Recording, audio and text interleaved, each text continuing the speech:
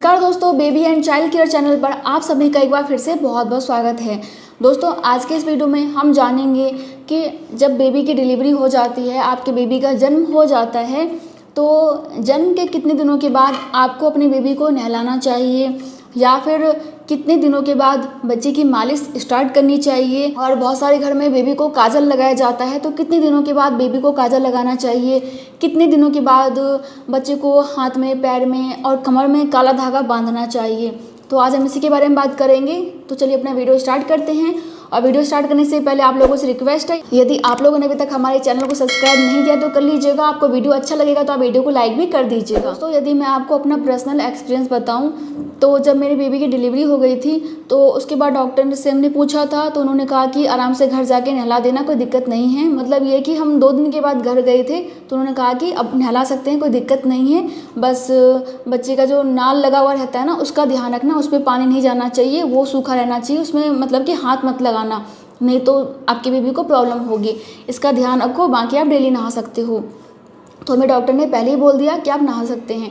तो सबसे पहले तो आप अपने डॉक्टर से ही बात कीजिए। हो सकता है कि आपके बेबी को कोई प्रॉब्लम हो या फिर मौसम पे भी डिपेंड करता है। मेरा बेबी अप्रैल में हुआ था तो उस समय गर्मी का मौसम आ जाता है। आपका बेबी बरसात में हो रहा है या फिर आपका बेबी बिल्कुल कड़ाके की ठंड में हो रहा है, तो उस समय नहलाना कितना सुरक्षित है आप खुद जानते हैं।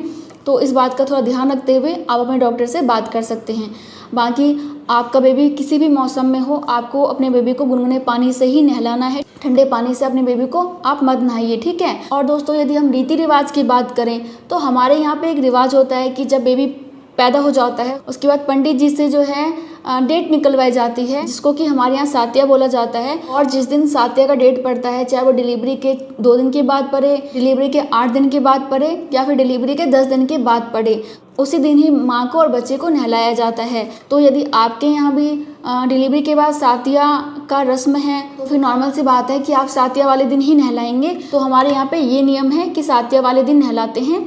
और कुछ लोगों के यहाँ पे ये नियम होता है कि जब बच्चे की छठी पूजी जाती है ना, तो उस दिन बच्चे को नहलाया जाता है। उससे पहले बस कपड़े चेंज किए जाते हैं या फिर गीले कपड़े से पोंछ दिया जाता है, जिसे कि स्पंज स्नान बोलते हैं, वो कराया जाता है। तो यदि आपके यहाँ भी कोई रीति रिवाज है, कोई रस्म है, तो उसके हिसाब से आप बच्चे को नहला सकते हैं। और कुछ लोगों का ये भी मानना होता है कि जब तक बच्चे का गर्भनाल ना टूट के निकल जाए तब तक बच्चे को नहीं नहलाना चाहिए, क्योंकि इससे गर्भनाल पे इफेक्ट पड़ता है।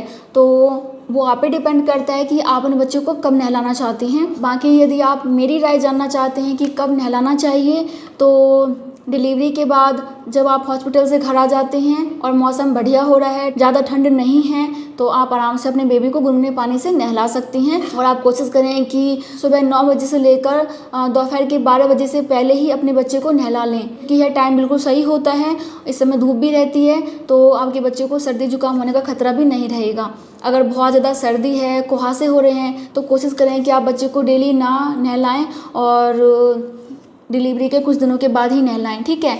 तो इस बात का ध्यान रखिए। आगे दोस्तों, बच्चे की मालिश की बात करें तो कुछ लोग छठी पूजने के बाद बच्चे की मालिश करना स्टार्ट कर देते हैं, कुछ लोग नामकरण के बाद बच्चे की मालिश करना स्टार्ट कर देते हैं।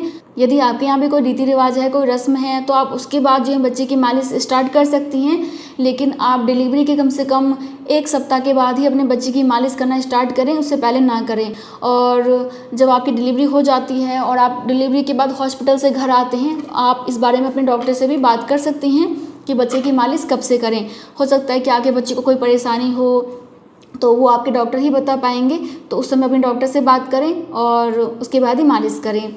अब बात करते हैं कि बच्चे को काजल कब से लगाना चाहिए। तो दोस्तों, हमारे यहाँ पे छठी वाले दिन से बच्चे को काजल लगाया जाता है। और जहाँ तक है, जितने भी हिंदू होते हैं मेरे ख्याल से, वो छठी पूजने के बाद ही बच्चे को काजल लगाते हैं। कुछ लोग सातिया के बाद लगाते हैं। वो आप अपने घर पे पता कर सकते हैं कि कब से बच्चे को काजल लगाना चाहिए और तब से आप अपने बच्चों को काजल लगा सकती हैं।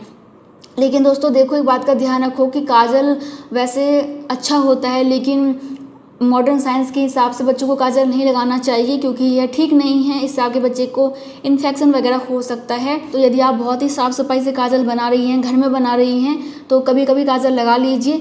अगर आप नहीं भी लगाएंगी तब भी कोई प्रॉब्लम नहीं है, लेकिन डेली काजल ना लगाएं और साफ़ सफाई का बहुत ध्यान रखिए। इस बात का आपको ध्यान रखना है, नहीं तो बेबी को इन्फेक्शन हो जाएगा। तो बात करते हैं कि बच्चे को हाथ में, पैरों में या फिर कमर में धागा कब बांधा जाता है। तो यह नामकरण के बाद होता है। हमारे यहाँ पे क्या नियम है, जिस दिन बेबी का नामकरण रहता है उस दिन चोचक भी होता है। और चोचक में क्या होता है कि बेबी के नाना नानी हैं या फिर मामा हैं, वो क्या करते हैं, बेबी के लिए हाथों का, पैरों का, कमर का लेके आते हैं और वही बेबी को बांधा जाता है। तो आपके यहाँ भी चोचक का नियम है, तो आप बेबी के नामकरण वाले दिन जो है बच्चे को काला धागा पहना सकती हैं, उससे पहले ना पहनाएं। और यदि आपके यहाँ पे चोचक का नियम नहीं है, नामकरण का नियम नहीं है, तो आप छठी वाले दिन से बच्चे को काला धागा पहना सकती हैं। लेकिन नॉर्मली नामकरण के बाद ही बच्चे को काला धागा पहनाया जाता है, कमर में जो है धागा पहनाया जाता है। तो दोस्तों ये थे आपके कुछ सवालों के जवाब। तो आई थिंक कि आपको पसंद आया होगा वीडियो। आया तो लाइक कर दीजिएगा। मैं मिलती हूँ नेक्स्ट वीडियो में, तब तक के लिए bye. Thank you so much. नमस्ते।